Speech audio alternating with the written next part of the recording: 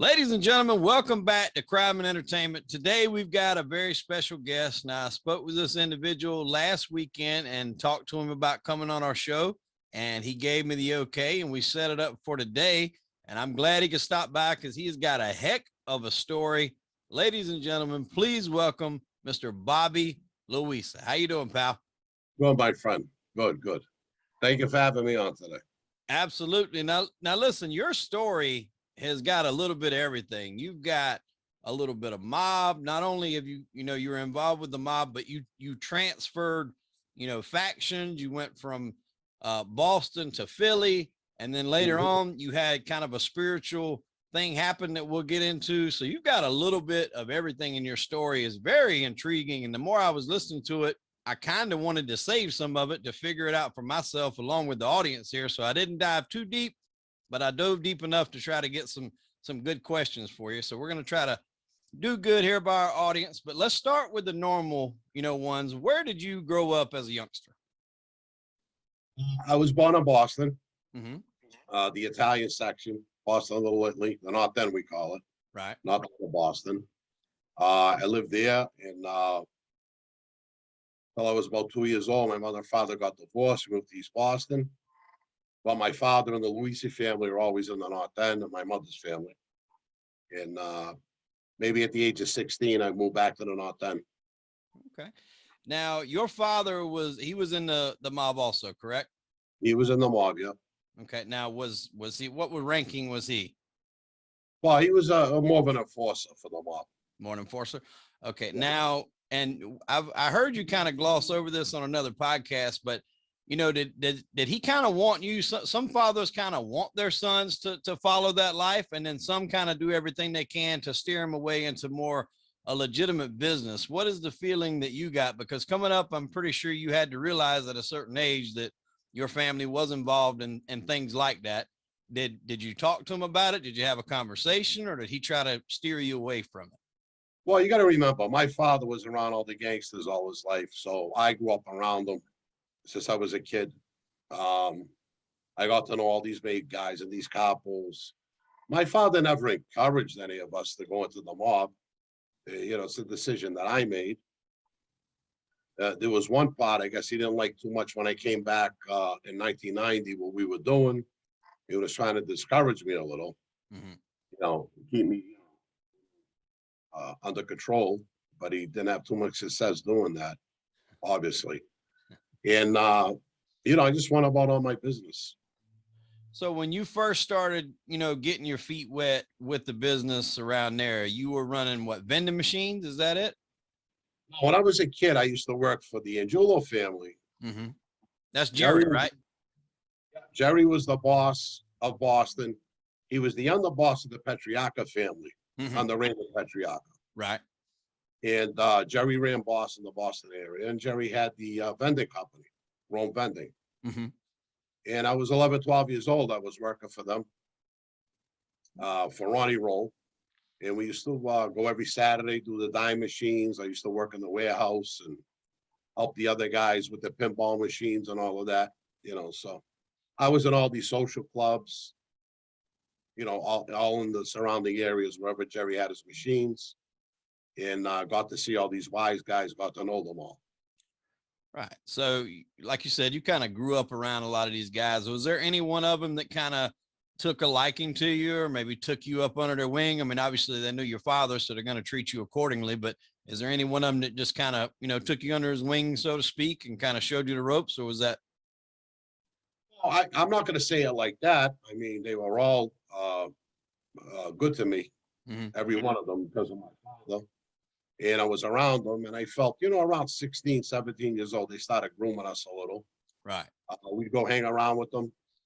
We'd have to sit in the corner, be quiet. It was funny because when Larry Bione walked in, he was probably second in command in Boston at the time. He was a big capo over there. He used to come in the North End to the Bellinopoli, and we had to, as soon as Larry walked in, we had to be quiet.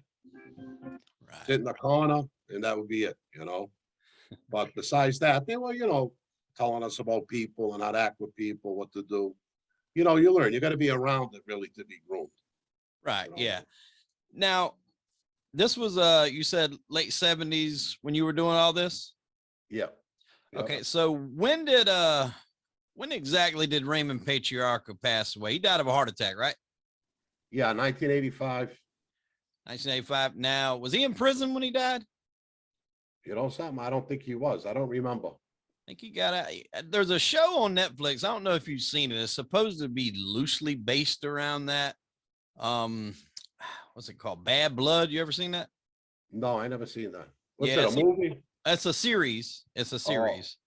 Yeah, they kind of, it was supposed to be loosely based around that, and then it went to a season 2, and it just completely went away from any form of what it had to do with that. Like everybody got killed, and it was such a popular show. I think they just brought it back. I think it was out of Canada. oh, I watched that. I watched that show. Yep. Yeah. One of the main character in it he was in the Sons of Anarchy TV show about the motorcycles. I don't know if you've seen that, but Kim Coates was his name. Yep, I remember that series. Yeah, he was like the enforcer up under. Now, they had a pretty big war up there in Boston around this time here. Were you involved in that very much at all? I mean, we'll get into a little bit later. I know you had some family members unfortunately pass away, but were you kind of in the thick of things when this war was going on down there? Yes, I was. Yes, I was. I came up in that war. So you come up in that war. That's a pretty tough war right there to come up in. Tell our listeners a little. We don't have to spend a whole lot of time on it, but I feel it's important to your story for everything that you've been through and where you've come to now. You kind of had a couple of members of your family fall victim to this war. You want to tell us a little bit about that? Yeah, I lost my father, my brother Roman, my cousin Anthony Sarro, Sonny Pelosi, in the 99 restaurant in Charlestown in 1995. They were killed there. They were assassinated by the Clementes. And they're serving life in prison right now for that murder. It was a neighborhood beef. It was over drugs in different territory. You know, my father was running the neighborhood at the time. And I don't know, he's always had problems with this kid, Damien, and his father, Cleo, used to get involved. So in the course of that, actually, Damien and Vinny Perez, the two alleged shooters at the time, were with me. They were my friends. And there was a kid that from Medford that was cousins to my brother, supposedly. And they kind of gave him a beating. So then the next day, my brother was looking for them. Long story short, I told them to wait, you know, don't come in the North End, we'll take care of it. They're sitting in the 99 restaurant at Charlestown eating, and my family walks in. Oh. Damien called his father, Cleo. He was in Medford, about 5-10 minutes away, maybe. And he came down with a gun. And that's what happened. Argument, you know, broke out, and that's what the end result was. Now, I lost 4 family members. Now, you were actually supposed to be at that meeting, correct? I was supposed to be there. Vinny and Damien called me to come down, but I had a meeting with someone else. So I passed on lunch. And I guess that was a blessing, because I would have been in the middle of the whole thing. Yeah, you would have been right there with them for sure. Yeah. Now, at this point in time with everything going on, was revenge one of the first things on your mind? Was it, you know, maybe this life isn't where I want to be? What was going through your mind losing, you know, like I said, not one, but several members of your family for something like this? I mean, what did it kind of put you in the mindset of?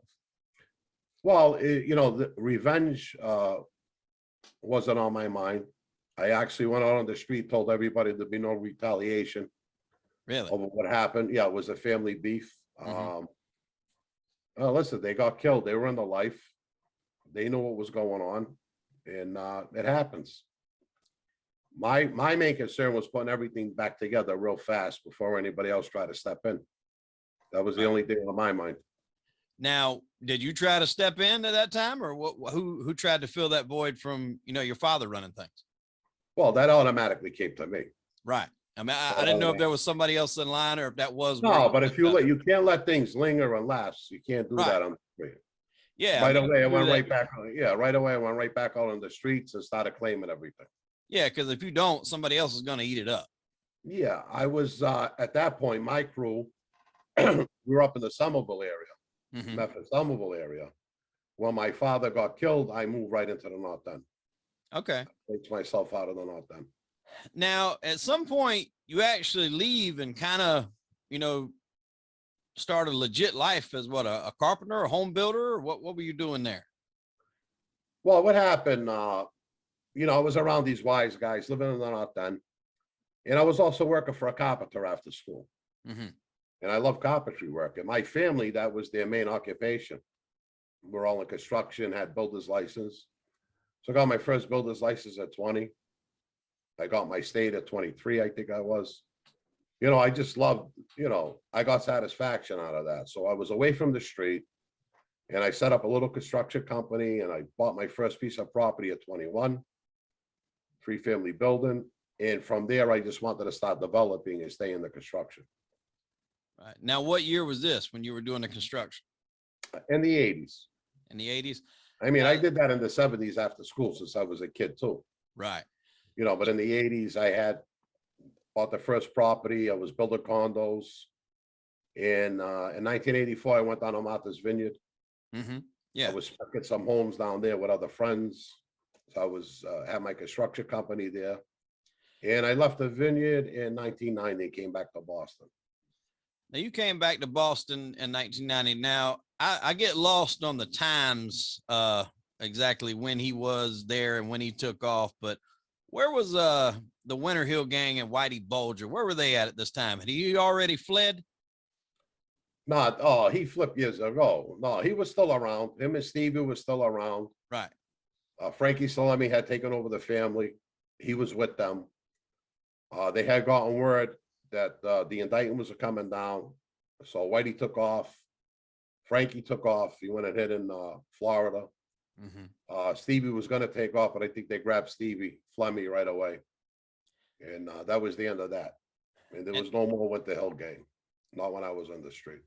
Now, a lot of people, you know, and I think you've actually had this conversation with some guys on podcasts previously, but I think Whitey is a lot of times he's built up to be maybe bigger than he was, just a little bit.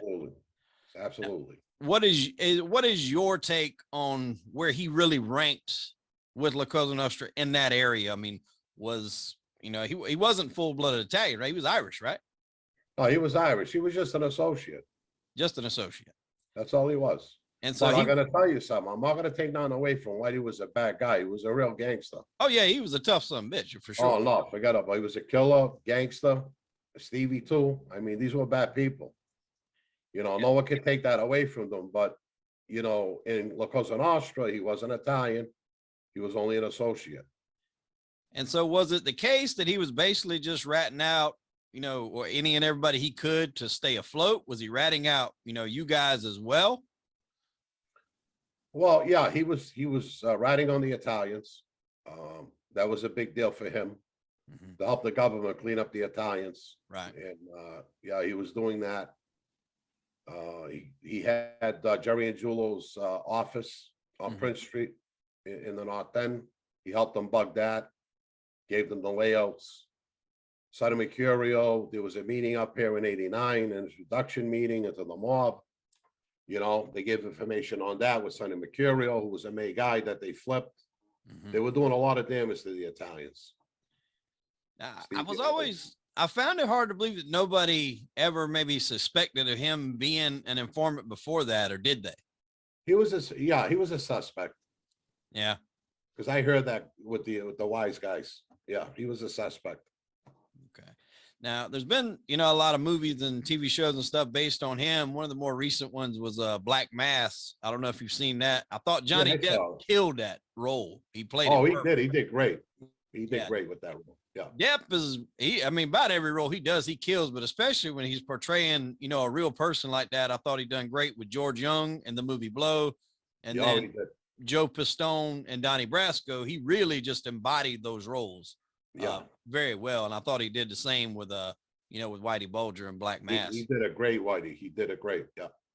Now, one other thing I wanted to talk about before I know you come back to Boston here, but a big thing in Boston that a lot of people, you know, seen in that movie that got released called The Town was armored truck robberies. I think they yeah. said Charlestown was like the #1 place for armored car robberies in the world. I think that's what I read. Well, they came out of Charlestown, those Irish crews, but the Right. Italians were doing it too. Right. And that's what I wanted to get into, because more of the popular one is Anthony Shea and the No Name Gang. Yes.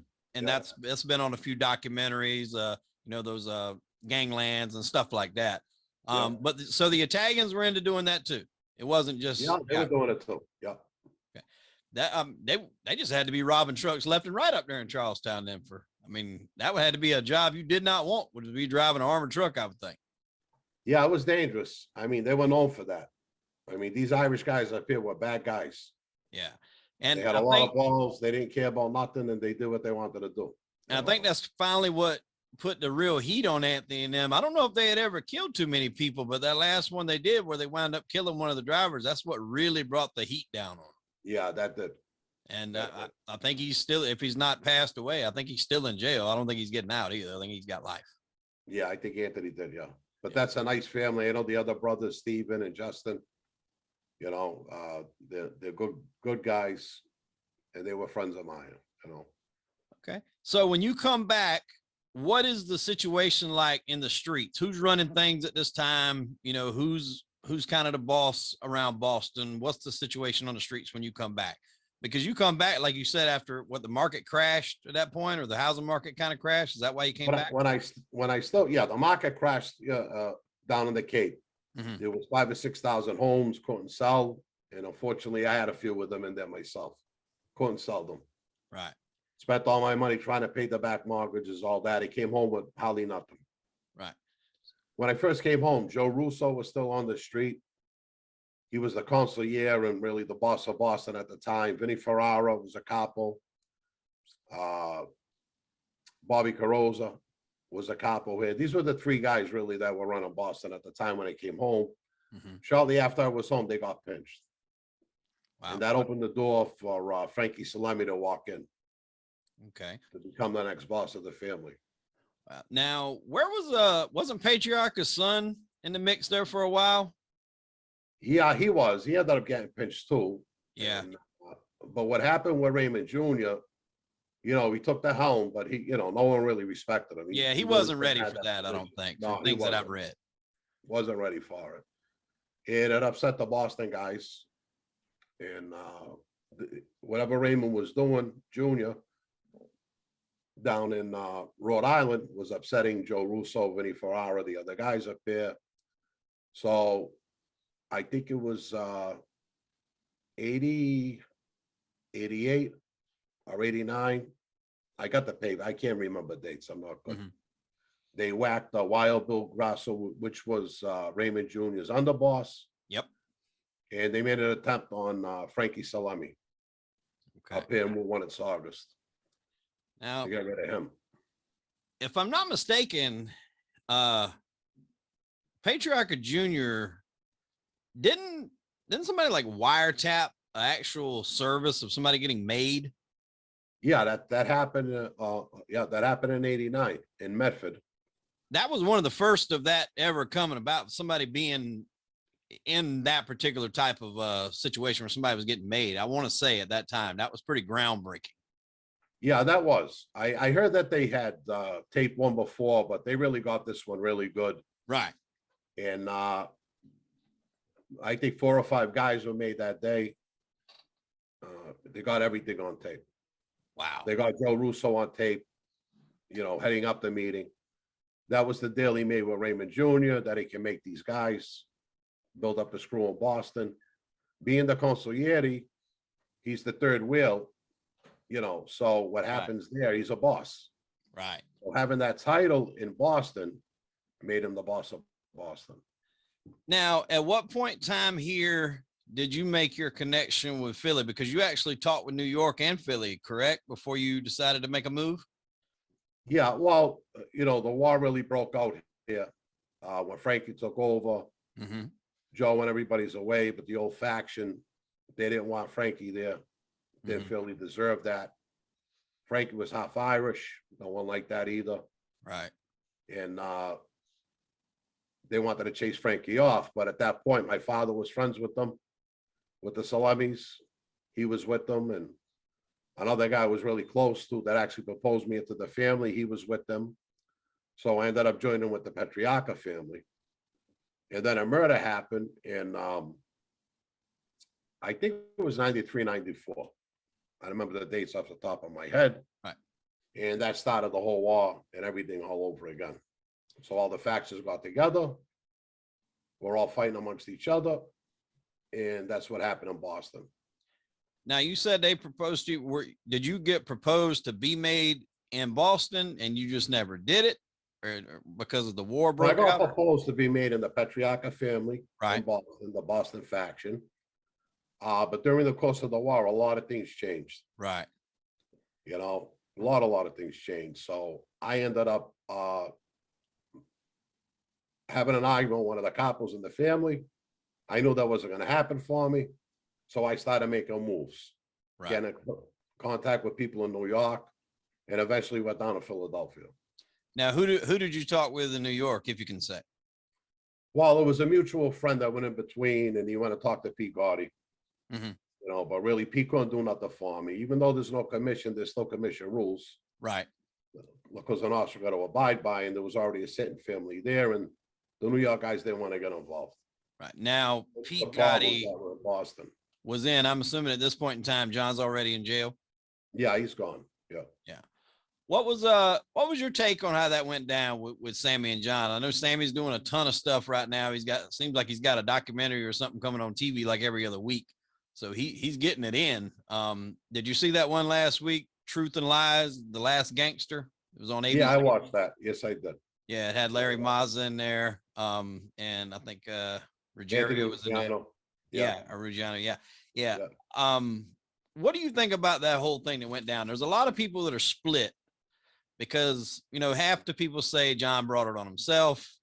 Half the people said if Sammy, once he found out John was basically trying to pin all this off on him, you know, he done what he had to do.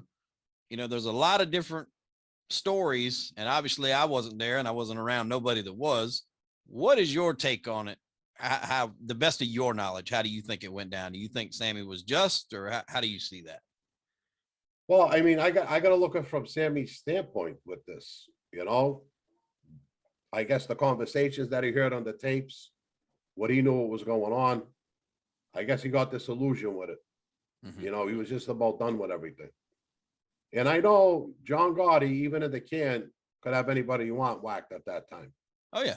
He was really strong, you know, and Sammy felt this is what he had to do to preserve himself and his family. You can't blame him for that. And he did what he did. You know, I think John brought it upon himself, to be honest with you. He did. He was, he definitely brought a lot of attention to a group that had made its millions and millions of dollars at that point, just operating in the shadows.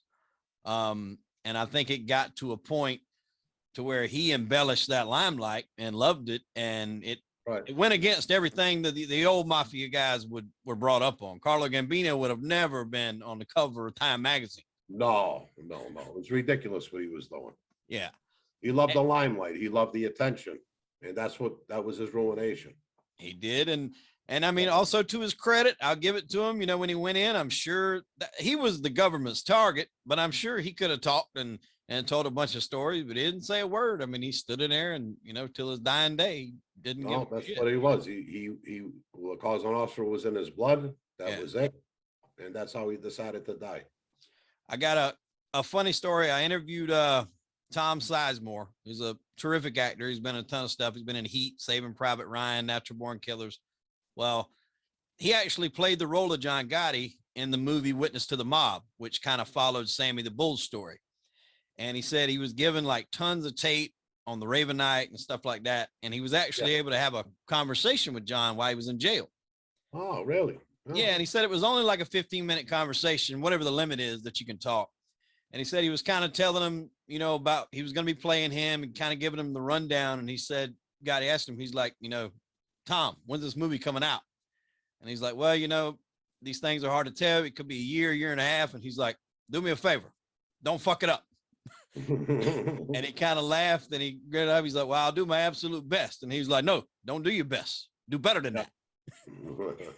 I could hear Gotti saying that as he was telling me that. I could just hear him on the phone saying, "Don't do your best, do better than that." Yeah. Sounded just like him. That's so funny. Well, in similar ways, you wind up going to Philly, but there's a guy down there in Philly that he loved the limelight too later on. I don't know if it was quite as big as it was at that time, but Joey Merlino. Yeah, Joey Merlino was a very charismatic character.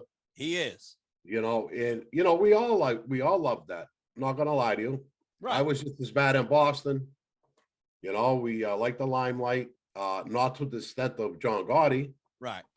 You know, Joey, myself, the guys in Philly, we dressed down every day, wore jeans and sneakers and, hats and hoodies. And, we weren't out there with suits every day. Right. Yeah, when we went out, we dressed. Other than that, jeans every day, sneakers. So we were a different generation. Mm-hmm. We know what John had done, what was going on in the 80s. And really, it started to change everything at that point. Right. So Boston and Philly, we weren't becoming made guys and putting suits on every day. It wasn't like that. Had you had any communication with the Philly family before you had decided to go down there? Had you reached out to anybody? Did you talk with them? Did you have relationships? Because they went through quite a bit of turmoil too after Angelo got killed. You brought in Nicky Scarfo and all that. So did you have any relationships with any of those guys? No, I didn't. I got to know them after our war was done up here. Their war was over at that time when I went down. A friend of mine, Frank Rossi, was in prison with Ralph Natali. All right. We're very close friends. And Frank kept asking me, go down and see Ralph, go see Ralph. So finally I went down, I seen Ralph. I met him in New Jersey at the pub and we hit it off. And from there I went down and I met George Borghese, Joey Merlino, all the guys. Really good bunch of guys down there. We're all around the same age. We have the same interests. We just both came off of wars. At that time, it was a good hookup. Right. Now, at this time, I'm guessing the war was over with down there. Stanford went to prison. Yep. By that time? Yep. They had quite a war between Stanford and what they call them, the Young Turks. Wasn't that what they called them? Turks, yeah. Yeah. They had, I think there was one where they shot Stanford with his son, like going down the highway. It was like a minivan. Yep. That was a crazy war that they had that Joey ultimately, wound up winning. But now a lot of the reason for that is a guy that I know you know very well and you really don't like, but we got to talk about him to complete the story. Ron Previtty. Yeah. Now, did he have a lot to do with Stanford going away? What did Stanford actually get pinched on? What did he go away for? Murder, everything, racketeering, the whole gamut. I don't know how much Ronnie played in that, but he had to play a role in it. Yeah, I know he played some. Nothing ever came out. We would have known about that. Not me, but the Philly guys, So I don't know for sure what role he played in that. Now, where was Ron's ranking when you come there? Because if that war is over, I think Molino actually kept him on and what promoted him to a capo. Was he capo? He made him a capo. Yep. Okay. He made him a capo. At that elevation, he's able to talk to me and the other capos. Right. See, if he's just a soldier, he can't come over and talk with us. Right. And explain that to our audience, because everybody's, I'm sure, seen shows like The Sopranos and stuff like that. And there's dabbles of that in there where there are certain rules where guys can't come up and start conversations, especially about business, with guys that are higher ranking than them. Kind of break that down for our audience that may not know it's basically business. Right. We're all made guys in the family. We could all talk to each other. It don't matter what crew you're in. Right. But when it comes to business, one of my guys will not be allowed to do business with another soldier, another crew, or that capo without my permission. Mm-hmm. That's my crew. That's my regime. All right. And no one can interfere with that. Now, if Ronnie was a soldier, he'd have to be with somebody. Right. He's got to be under an umbrella. Yeah. Yeah. So there's going to be a block there. They got to me or George, whoever else he wanted to get to. Joey making him a captain gave him a free rein to come and talk with us. That doesn't mean we have to do business with him. But, now we're all at that same level. Right. We put him at that level with us. So did he have anybody under him? Not that I know. You would kind of think he probably wouldn't, because that would have been easier to, I guess, maybe to pick up on what he was doing. Yeah. Now that's kind of a big part of why you take your pinch on this drug dealer. Now, he tried a lot to get you to do drugs, and you resisted for a good while. You want to kind of tell us, how that went and why you finally decided to give in and do it, and then where that led? Well, what happened? Ronnie went to Joey and told Joey he's got a guy up in Boston, and Joey wanted us to protect him, all that nonsense. We end up meeting this Irish Mike McGowan. Yep. We end up meeting him, and we met up his office. Then we went down to a restaurant, and I told him, I said, Mike, anybody comes to bother you, because he needed protection, but he's with Ronnie Previtty, not me. Mm-hmm. You need protection. Tell them you're with the Luisi family. They'll leave you alone. I gave him a number for a contact if he had a problem, and that's how I left it with him. Right. But they just kept pushing and pushing and pushing, coming up with watches and furs and this thing and this nonsense. Long story short, I'm down at a party down in Center City, and Ronnie comes up to me and starts talking about the drugs, and I shoo him away. Told him I don't do that, and I ended up going to Joey and telling him. Joey just threw his hands up in the air, walked away, says, we got to make money. He didn't want to discuss it. Mm-hmm. So, okay. So now this starts. But now at the same party, Sean Vitteri's there with me. He was a soldier in my crew. And we talked about it. Now, if they got money, they're down in Philadelphia. New Jersey and New York is between us. Why are they coming up to Boston? Right. So we knew something was up. We knew something wasn't right. Now, I wasn't really had direct contact with Mike until this drug thing came. When I found out, I got approached with this drugs, I pulled my guys back because I didn't like the deal, and I didn't want any of my guys to get in trouble over it. Mm-hmm. So we would get set up pretty good. We got set up pretty good. So I was able to hold them off for several months. Right. And then Ronnie just kept pressuring Joey. And then I got a phone call one day, help this guy out. And I ended up doing the deal.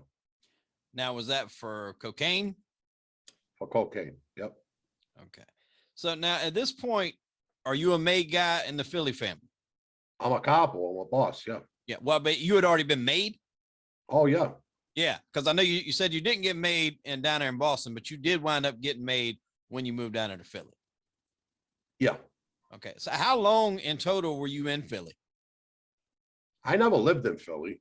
Yeah, well, I mean, you had business dealings in Philly. Before I actually got made? Yeah. I don't know. That's a good question. I don't remember. Okay. So I guess what I'm kind of getting at is, you were a made guy. Do you think you would have done that if you maybe didn't feel the pressure from Joey to do it? No, I would have never did that deal. Yeah, you sounded like in interviews that I've heard, you kind of spotted that there right was off the something bat off about him. Yeah. Didn't trust it from the very beginning when I met that guy, Yeah. But if you're a good boss, you never put your guys in harm's way. Right. And I mean, and Joey, Joey's, like you said, very charismatic individual, but he was about that money. I mean, he wanted the money. Yeah. And I guess at that time, if he had no idea that Ron was working, for the government or whoever he was working for, I guess to him, he was an envelope or a cash register, however you want to look at it. Listen, from go, if I was Joey, I would have never let Ronnie that deep in. Yeah. Would have never happened. I'm not saying I would have killed him. I would have kept him at arm's length. Right. And that was it. Kept him away and on a need to know type basis, because that's just not really customary. And there was nothing he would have to need to know. What you do is you put him on the shelf, okay, and he goes apart with his life. Right. And that's it. That's the end of it. Now, that's what he should have did with him. And it was that customary to make somebody a capo, but they have nobody up under him? Because I don't know of too many people that got that. Joey could do whatever he wanted. Right. Did you know anybody else in your life that ever had that nope. kind of freedom? Yeah, I don't. I mean, I know a guy in New York. I don't want to say his name. He was a capo in the Gambino family. He only had 2 guys on the road. So maybe Joey said, you know, I'll put this guy or that guy under you, but there was nobody that was there. I got these might have been guys that were in prison. Right. Okay. And also, you know, there's always a way for a boss to do whatever he wants to do. Oh yeah. Well, the boss is He's the really boss is the determined to boss. do. That's what the saying is. That's it. You know. Now at what time did the indictments come down on you for this? I know you wind up getting indicted while you're already in prison for a murder separately, but when did you get popped for the drug deal? The drug deal I got popped in June of '99. In June of 99.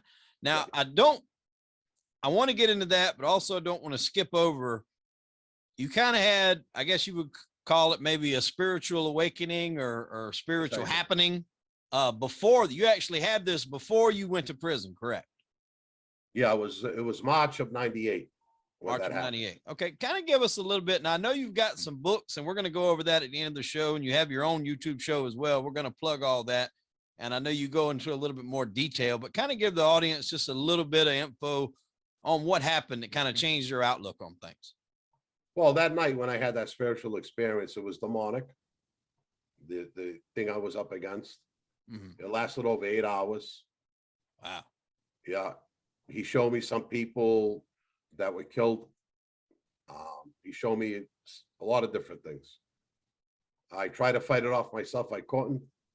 So I ended up calling the church.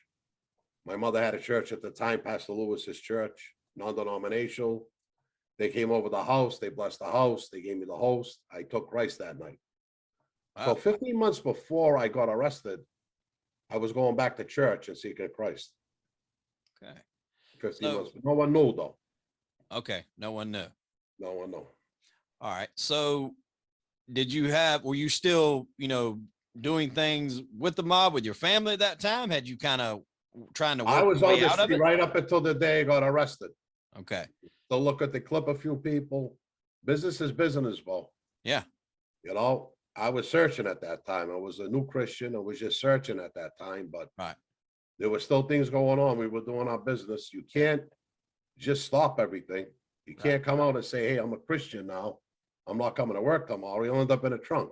Right. Yeah. You know? I mean, so it had to take its course. Yeah. We talked earlier, if you stop, you don't claim what's yours, somebody's going to claim it. There has to be laws laid down and lines drawn in the sand, or somebody's going to come over and start taking what's yours. And like you said, ultimately, if they don't want to bother, dealing with you in that kind of way, like you said, you can wind up in a trunk or maybe not found at all. Yeah, this is true. When the indictments came down, what was your first thought? Did you knew it had something to do with that drug deal with Ron? Was that your first immediate thought? Absolutely. I know it. At what point did you find out for sure? Well, that weekend, I think it started on a Friday, the FBI was parking at the house, my house and my guys. Mm-hmm. I know it came from Ronnie. They didn't pick us up till a Monday morning because it was the agent's birthday, June 28th. So that was his present. So instead of them picking us Friday, Saturday, they picked us up on a Monday. I found out later why they waited the 3 days. But the heavy surveillance was there, me driving in and away from my house. They were up and down the street. I knew the pinch was coming. It was obvious what was going to happen. Now, what are they telling you you're facing with this? I'm assuming you lawyered up pretty quick. Oh, of course. I was only facing 10 to 12 years. Right. On a plea. And you say that nonchalantly, 10 to 12 years, but that's like saying I'm a welder, by trade. That's my day job, and I've done it for years. But that's like saying, yeah, I'm going to have times where I burn my eyes and I can't see that night. I just got to close them and go to sleep. It's part of business. Yes. It's that life, you're going to do, you're going to do time. This is going to happen. You pray. It's not a lot. Right. I didn't like the 10 to 12. I wasn't happy over that. Because a lot of that was just conspiracy, trumping it up. But in the meantime, while I'm in there, I find out murder indictments are coming down. Right. So when it's raining, it's pouring here. Yeah. So now I'm in there for that. Now I know I'm getting superseded on the murder. Mhm. I know this firsthand from an AUSA that had left the Boston office. And he was in my lawyer's office, luckily. And he came and told me, he says, yeah, next grand jury, you're going to get indicted for murder. Mm. See, a grand jury's only going to get you one time for one charge with one case. Right. That's a separate case. Mhm. So they had to wait for the next grand jury to come and indict me on murder charges. So I found that out. He told me straight out that all my friends were ratting on me. And I said, okay. He offered me to flip then. I said, no. He says, I'll go back in and I'll try to get you this 10 or 12-year sentence, but you're not getting out. So it took me a few weeks, mulling it over in my cell, stomach turning. And I called and says, all right, I'll come in. And I went in and talked to them. That didn't last too long.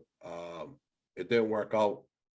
I really couldn't do it, And I was able to take my plea back and go to trial under my underlying indictment, which was the cocaine. Mhm. So I went to the first trial. I lost it. I got 235 months. Somehow slipped through the cracks. I won my appeal. I go back 2006 or 7 for another trial. I lose again, but this time they had to take Joey in consideration as the boss. Mhm. Because now the jury has to decide the guideline. Now he went down on that drug charge as well. No, Joey got acquitted of the drugs. Well, yeah, but I'm saying he got charged for it. He got charged, but he got acquitted. Right. Yeah. I didn't. He gets acquitted on about everything he goes into. They like him down there. They love him. And his lawyer, I guess, is top notch. Because, I mean, Yeah. he's always been more of the type that's going to take it to trial than plea. I think this last time on this little petty gambling charge, I think he did plea. And I think he done like 9 months. I think he got out for the early release for the COVID. But it was ridiculous anyway. The gambling debt was like $200 or something. It was something minuscule. Yeah. He fought it. It was a hung jury. And then they were going to try him again. And I think he was just like, I'll do a year or whatever it was. Yeah. But so, well, that's significant there, because by that time, I'm assuming all you guys have to know that Ron was the one that kind of got you there. Did that come out in trial? Yeah. Or did you not know at that time still? Of course, I knew right away. Yeah. I knew right away. The agent walked in my house. I was waiting for some more Rolex watches. And he walks in my house. He's being cocky, Agent Callan. Ended up yelling at him later a few times. And he says, yeah, you waiting for the watches, huh? So I know. Yeah. And then they made the phone call in front of me to make sure that Irish Mike was okay. They were doing that all in front of me like an act. And I was just laughing, we're going to do. And that was it. And I knew right then. Well, one thing I wanted to touch on, because you talked about it, you actually won your appeal to go back and get reheard. That had never happened before at that point, correct? Wasn't you the first? They said I was the first one that overturned that drug case like that. Right. And they sent me back to trial. So the murder case, was this a murder that was stemming from the Boston area? All Boston, my friend. All Boston.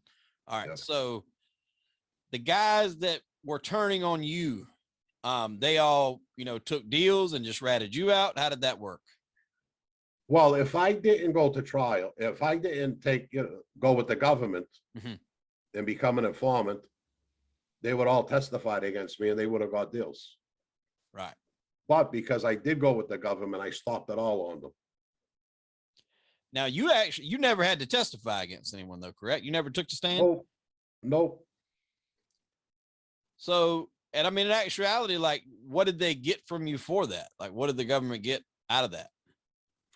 They got nothing out of that, but it was in the papers and everything that I was cooperating. Right. They couldn't put me in population because I'm an old cooperator. Mm-hmm. They had to put me in the Woodstock units. I did all my time, ready to come home. And they came to me over the Ghana heist in 1990 in Boston.